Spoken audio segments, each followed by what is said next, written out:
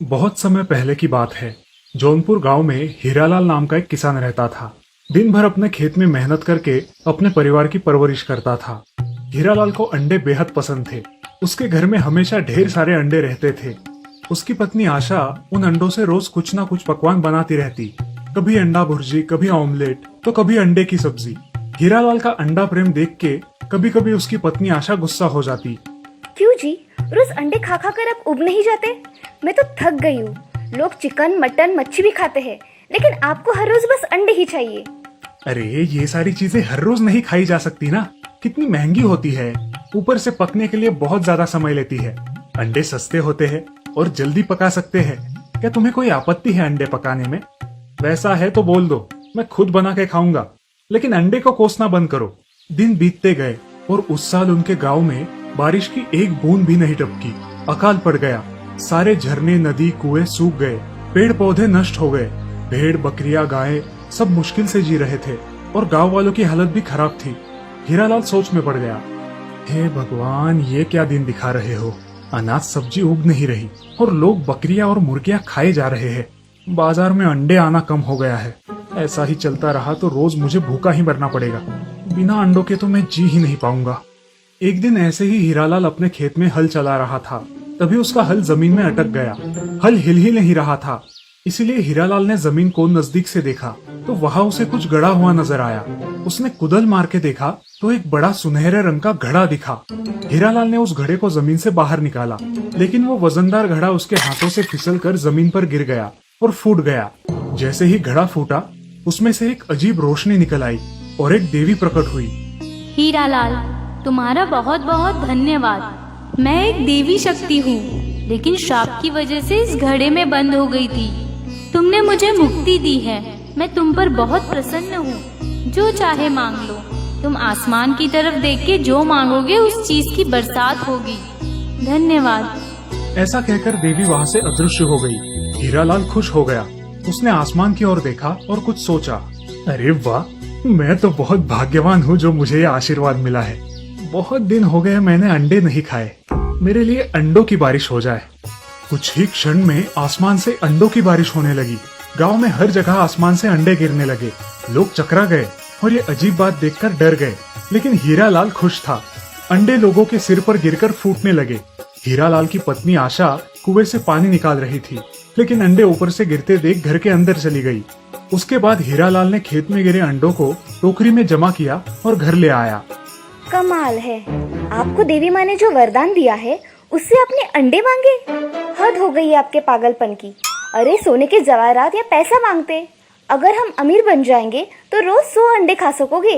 अरे हाँ, ये बात तो मेरे दिमाग में आई ही नहीं। रुको, अब देखो तमाशा। ऐसा कहकर उसने आसमान की ओर देखा और देवी माँ, मुझे सोने के अंडे चाहिए। उसी क्षण आसमान से सोने के अंडों की बारिश होने लगी। सारे गांव में सोने के अंडे गिर रहे थे। जैसे ही बारिश खत्म हुई, हीरालाल और आशा ने आंगन में गिरे सोने के अंडे उठा लिए और सारे गांव वाले भी सोने के अंडे समेटने लगे। दूसरे दिन हीरालाल सोने के अंडे लेकर सोनार के पास गया। अरे भाई, मेरे पास पहले से ही बहुत सारे सोने के अंडे हैं। अब मैं तुम्हारे अंडे लेकर क्या करूं? सारे गांव वालों के पास भी सोने के अंडे हैं। इसकी वजह से सोने का भाव भी कम हो गया है। जाओ जाओ, घर जाओ। मैं तुम्हारी कुछ सहायता नहीं कर सकता। हीरालाल घर आया और उसने आशा से कहा, सुनती हो, मैंने तो बहुत बड़ी गलती की है। देवी के वरदान का मैंने अपने स्वार्थ के लिए उपयोग किया। हमारे गांव में अकाल पड़ा है। हमें तो पानी की जरूरत है और मैंने बिना काम के सोने के अंडे मांगे। लोगों का भला नहीं सोचा, सिर्फ अपने बारे में सोचा। जब सबका भला होगा तब हमारा भी भला होगा। ऐसा कहकर उसने आसमान की तरफ देखा और देवी माँ से प्रार्थना की। हे देवी माँ, मैं चाहता हूँ बारिश हो और सारे तालाब और कुएं पानी से भर जाए। कुछ ही क्षणों में जोरदार बारिश शुरू हुई। ये बारिश कुछ दिन बिना रुके चलती रही। सारे नदी नाले पानी से भर गए। पेड़ पौधे खिल उठे। उस इलाके का अकाल खत्म हो गया। खेत लहराने लगे, फसल उगी और सारा गांव खुशहाल हुआ। तो देखा दोस्तों, अगर हमारी सोच अच्छी हो, सबके भलाई की हो, तो हमारा भी भला होता है। स्वार्थ से सुख नहीं पाया जा सकता। बहुत समय पहले की बात है। एक गांव में एक ज्ञानी और दयालु संत रहता था। वो उसके पास आने वाले हर व्यक्ति की मदद करता और उन्हें जीवन जीने का सही मार्ग दिखाता था। एक बार एक आदमी आकर उस संत के सामने रोने लगता है और कहता है, संत महाराज, मेरी मदद कीजिए। मैं एक गरीब किसान हूँ। मेरे गांव में एक तूफान आया था जिसमें मेरी सारी फसल बर्बाद हो गई। मेरा परिवार भूखा है महाराज, कुछ तो मदद कीजिए। श्रीमान, मैं तुम्हारी समस्या समझता हूँ, लेकिन मैं एक साधु हूँ। मैं तुम्हें सिर्फ आशीर्वाद ही दे सकता हूँ, बाकी जैसे तुम्हारे कर्म। जी, मुझे बस आपका आशीर्वाद ही चाहिए महाराज, और कुछ नहीं। संत बिना कुछ कहे वहाँ से उठकर अंदर चला जाता है।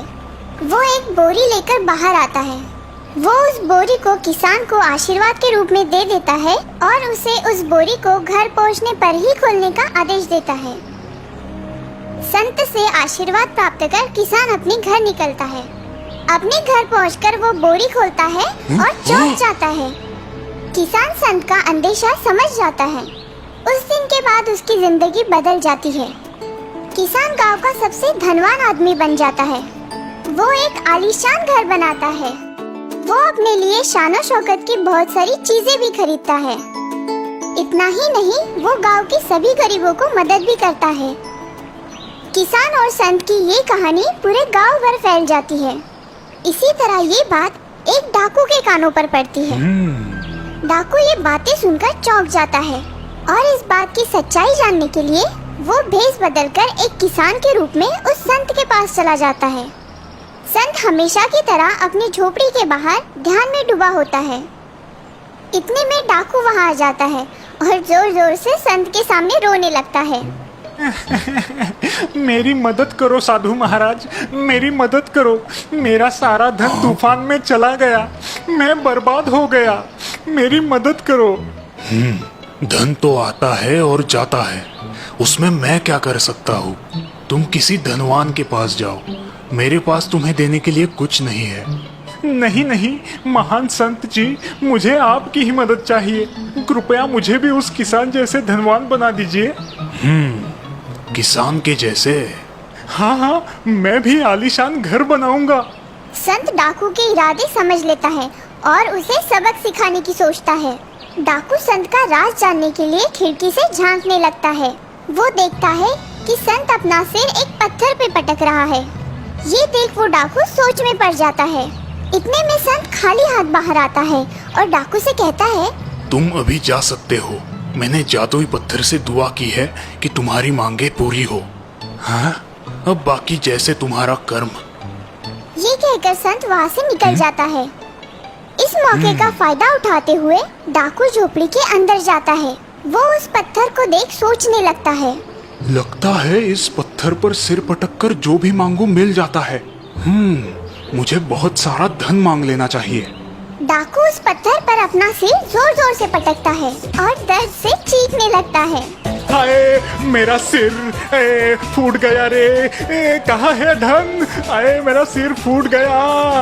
इतने में संत वहाँ पर आता है और डाकू की मूर्खता पर हंसने लगता है। मूर्ख, जादू इस पत्थर में नहीं, उस किसान की मेहनत में थी। मैंने उसे धन नहीं, बस कुछ अनाज के दाने दिए थे, जिसे जोतने और मेहनत करने से उसे उसका फल मिला होगा। डाकू को उसकी गलती का एहसास होता है और वो शर्मिंदा होकर वहाँ से निकल जाता है।